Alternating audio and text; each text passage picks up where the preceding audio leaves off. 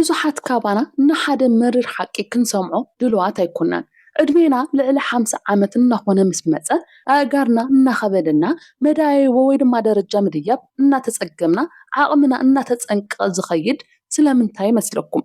ፕሮቲን ዘለዎም ምግብታት ብግቡእ እምገብ እየ ግን ስለምንታይ እየ ከምዚ ኢለ ዝልፍስፈስ ኢልኩም ትሓስቡ ትኾኑ? እንተኾነ ግን ክቡር ዝዋግኦም ናይ ፕሮቲን ሕሩጫት ዝተዓሸጉ ኣልማዕቲ መስተታት ወይ ድማ መዓልታዊ እትበልዕዎ እንቁላሊሕ ጥራሕ ጭዋዳኹም ከይደክም ክገብር ይኽእሉ እዮም። ሳይንሳዊ ሓቂ ከምዚ እዩ። ዕድመና እናወሰኸ ምስ ከደ ሰውነትና ንፕሮቲን ጥራይ ተጠቂሙ ጭዋዳ ናይ ምህናፅ ዓቕሙ ብኸቢድ እናደኸመ ይኸይድ። ቅድሚ ሕጂ ብቐሊሉ እተልዕልዎም ዝነበርኩም ነገራት ሎሚ ይኸብደኩም ይህሉ ይኸውን። ስለዚ እቲ እንኮን ዓብይ ጌጋን እንታይ እዩ እንተኢልኩምኒ ፕሮቲን ዝተረኸበ ጥራይ ምምጋብ ዘይኮነስ ኣየናይ ፕሮቲን ብኽንደይ ዓቐንን ብምንታይ ዓይነትን መልክዕን ክውሰድ ከም ዘለዎ ብርክዕ ዘይምፍላጥና እዩ። ንምልሕላሕ ጭዋዳ ንምዕጋት ብቐንዱ ዘድልዩና ናይ ፕሮቲን ብራንድታት ዘይኮኑስ ኣብ ውሽጢ ሰውነትና ናይ ጭዋዳ ህንፀት ምልክት ብኡ ንብኡ ከበግሱ ዝኽእሉ ንኣሽቱ ኣሚኖ ኣሲዳት እዮም። ኣብዚ ቪድዮ እዚ ዕድሜና ልዕሊ 50 እንተኾነ እኳ ሰውነትና ናይ ጭዋዳ ህንፀት ምልክት ከሕልፉ ዝሕግዙ ካብ ቀለልቲ ክሳብ ኣዝዮም ዘደንቑ 5 ነገራት ክንርኢ ኢና። ብፍላይ እቲ ኣብ ቁፅሪ 1 እንሪኦ ፍረ ጭዋዳ መሊስኻ ኣብ ምህናፅ ዘለዎ ዘደንቕ ዓቕሚ ክትሪኡ ከለኹም ክትግረሙ ኢኹም። ቁፅሪ 5 ፍረ ሱፍ sunflower seeds መብዛሕትኤና ፍረ ሱፍ ኣብ ዕዳጋ ወይ ኣብ ሱፐርማርኬት ክንሪኦ ከለና ብስቕታ ንሓልፎ ኢና። እንተኾነ ግን ብፍላይ ዕድሜና ልዕሊ 50 እንተኾይና ነዚ ፍረዚ ዕሽሽ ምባል ዓብይ ናይ ጥዕና ጌጋ እዩ። ስለምንታይ ይመስለኩም?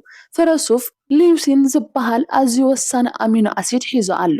ሊዩሲን ኣብ ውሽጢ ሰውነትና ነቲ ናይ ጭዋዳ ህንፀትን ፅገናን መስርሕ ዘበግሶ ቀንዲ ባእታ እዩ። ሊዩሲን ልክዕ ከም መፍትሕ መበገሲ መኪና ጌርኩም ሕሰብዎ። ነቲ መፍትሕ እንተዘይተጠቂምኩምሉ እቲ ሞተር ክለዓል ከም ዘይኽእል ኩሉ ሊዩሲን እንተዘይሃልዩ እውን ሰውነትና ጭዋዳ ናይ ምህናፅ ድሌቱ ኣይህልዎን። ዕድሜና እናደፍአ ምስ ኸደ ድማ ነዚ ናይ ጭዋዳ ህንፀት ሞተር ንምብጋስ ከም መንእሰያት ንላዕሊ ልዑል ዓቕን ሊዩሲን የድልየና። ብተወሳኺ ፍረ ሱፍ ንመጋጥምትና ዝሕሉ ሜታዮኒንን ሲሲቲን ዝበሃሉ ክልተ ናይ ሳልፈር ውህልልነት ዘለዎም ኣሚኖ ኣሲዳት ሒዙ ይርከብ። እዚ ብፍላይ ዕድሚኦም ንዝደፍኡ ምፅንቃቅ ጭዋዳ ወይ ምትርታር መጋጥምቲ ንዘሸገሮም ሰባት ፍቱን ፍታሕ እዩ። ኣብ ውሽጡ ሒዝዎ ዘሎ ቫይታሚን ኢ ጭዋዳታትና ከይጉድኡ ከም ዋልታ ኮይኑ ክከላኸል ከሎ ማግኒዥየም ድማ ጭዋዳታትና ብቐሊሉ ከይሸባሸቡን ቀልጢፎም ክሓውዩን ይሕግዝ። ፍረ ሱፍ ብቐሊሉ ኣብ ግዜ ምሳሕ ኣብ ሰላጣ ብምውሳኽ ወይ ድማ ድሕሪ ቀትሪ ከም ቀሊል ቁርሲ ክውሰድ ይከኣል። ናይ ስኒ ቃንዛ ንዘለዎም ዓበይቲ ሰባት ድማ ነቲ ፍረ ጢሒንኻ ሕሩጭ ምስ ርግኦ ጁስ ወይ ሹርባ ብምሕዋስ ምስታይ ኣዝዩ ቀሊል መንገዲ እዩ። ቁፅሪ 4 ፍረ ቺያ ሲድ ፍረ ቺያ ኣብ ኩሉ ቦታ ክውረየሉ ሰሚዕኩም ትኾኑ ኢኹም። እንተኾነ ግን ብፍላይ ዕድሜና ልዕሊ 50 ምስ ዝኸውን እዛ ንእሽተ ፍረ እዚኣ ንምፅንቃቅ ጭዋዳ ንምክልኻል እትገብሮ ዘደንቕ ተጋድሎ ሒደት ሰባት ጥራሕ እዮም ዝፈልጥዎ።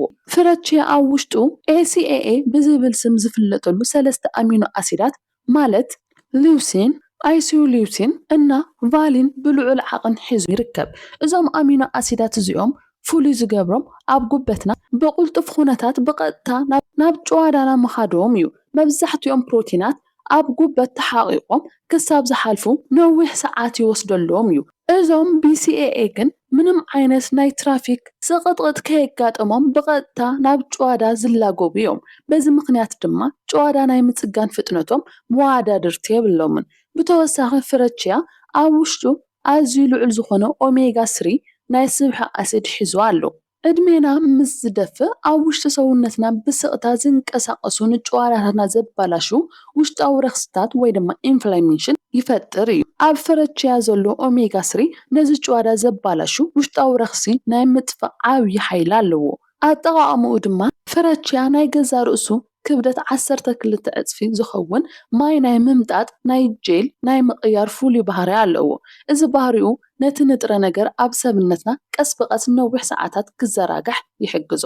2 ማንካ ፍረ ቺያ ኣብ 1 ብርጭቆ ፀባ ብምሕዋስ ኣብ ፍርጅ እንተወሓደ ን4 ሰዓታት እንተኽኢልኩም ድማ ንሙሉእ ለይቲ ብምጽናሕ ንጽባሒቱ ንግሆ ዝብላዕ ብሉጽ ክሬም ዘለዎ ቁርሲ ይኸውን። ቁፅሪ 3 ፍረ ዱባ ናይ ዓፅምን ጭዋዳን ስፔሻሊስት ሓኪም ዓበይቲ ሰባት ሕሙማቶም ኩሎም መዓልታዊ ክምገብዎ ዝምከረሉ ሓደ ምግቢ ፍረ ዱባ እዩ።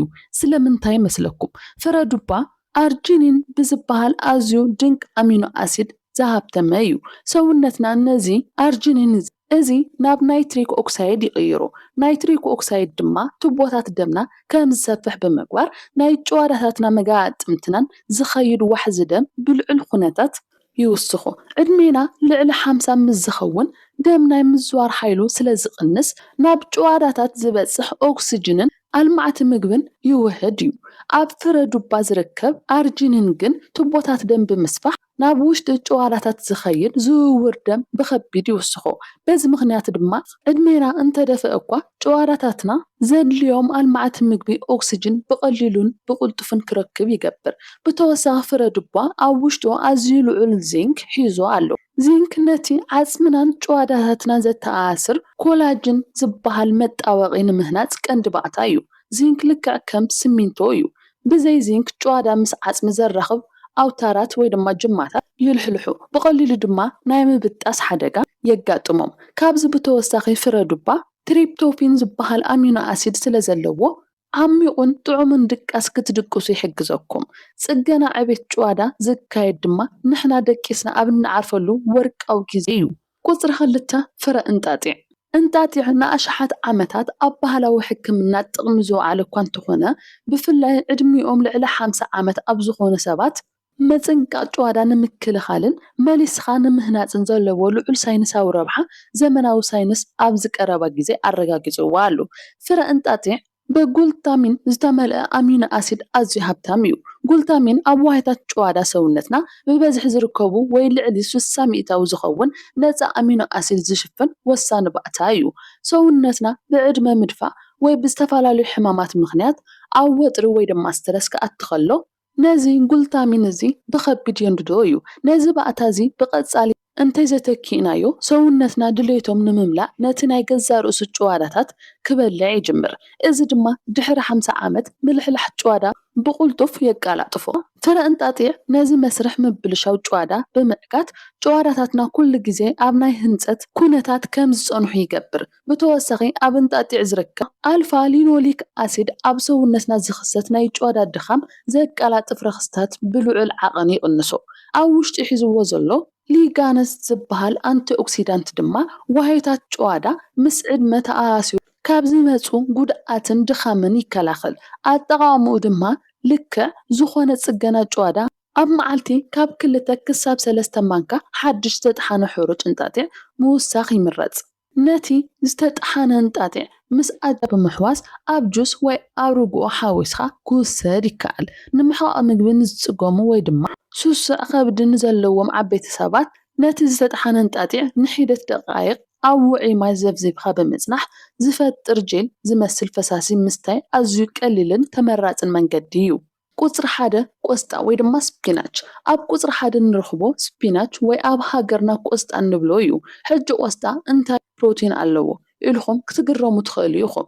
ምስ ስጋ ደርሆ እንተነፃፂርኩምዎ ልክዕ ሓደ እታዊ ወይ ድማ ሓደ ሕቑፊ ዝበሰለ ቆስጣ ዝህቦ 5 ግራም ፕሮቲን ጥራሕ እዩ። እንተኾነ ግን ድሕሪ 50 ዓመት እቲ ዓብይ ጉዳይ ምብዛሕ ፕሮቲን ጥራሕ ኣይኮነን። ንቆስጣ ኣዝዩ ወሳኒ ዝገብሮ እቲ ምስኡ ዝመፅእ ስውር ሓይሊ እዩ። ስለምንታይ መስለኩም? ቆስጣ ብናይትሪክ ዝሃብተመ እዩ።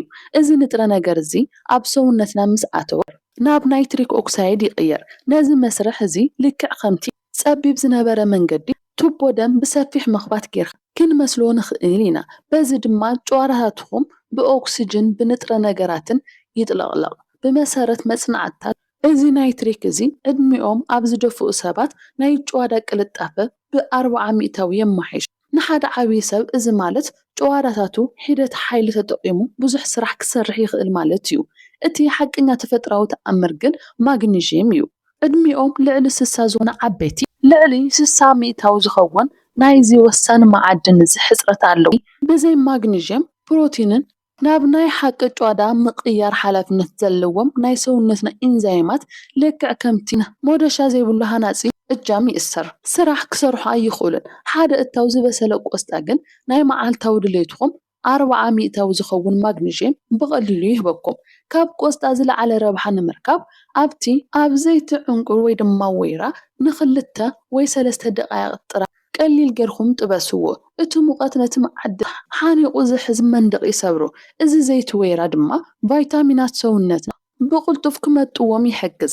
ኣብ ሰሙን ካብ 3 ክሳብ 4 ግዜ ሂደት ቆስጣ ምምጋብ ይምረጽ።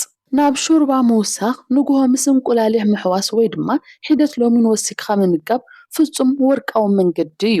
እምበኣር ብሳይንስ ተረጋገፁ ናይ ዓጽምን ጭዋዳን ስፔሻሊስታት ዕድሚኦም ልዕሊ 50 ዓመት ንዝኾኑ ዓበይቲ ኣትሪሮም ዝመኽሩሎም 5 ዘደንቑ ፍረታት እዚኦም እዮም። ብሊውሲን ዝተዓደለ ፍረ ሱፍ ኣሚኖ ኣሲድ ቀስ እናበለ ኣብ ሰውነትና ዘከፋፍል ፍረ ቺያ፣ ዝውውር ደም ዘሳለጥ ፍረ ዱባ፣ ረኽሲ ሰውነትን ድኻም ጭዋዳን ካብ ሱር ዘጥፍእ እንጣጢዕ፣ ከምኡ እውን ኣብ መወዳእታ ሙሉእ ናይ ጭዋዳ ህንፀትን ኣሚኖ ኣሲድን ዝሓዘ መዋዳድርቲ ዘይብሉን ቆስጣ እዮም።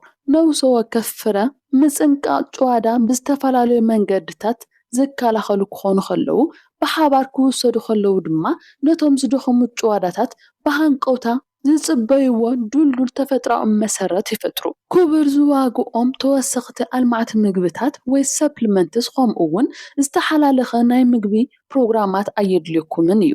ዘድልየኩም ነዞም 5 ፍረታት ብቐጻሊ ምምጋብን ሕጂ ዝረኸብኩምዎ ወርቃዊ ፍልጠት ኣብ ተግባር ምውዓልን ጥራሕ እዩ። ነዚ ቪድዮ ክሳብ መወዳእታ ስለ ዝተኸታተልኩምኒ ካብ ልቤ የመስግን። እዚ ሓበሬታ እዚ ጠቓሚ ኮይኑ እንተረኺብኩምዎ ከምኡ እውን ቅድሚ ሕጂ ዘይትፈልጥዎም ፍልጠት እንተሂበኩም ሕጂ ሰብስክራይብ ብምግባርን ምልክት ደወል ብምጥዋቕን ስድራ ቤት ኩኑ። ኣብ ዝቕፅል ጠቓሚ ናይ ጥዕና ሓበሬታ ክሳዕ እንራኸብ ጥዕና ይሃበለይ።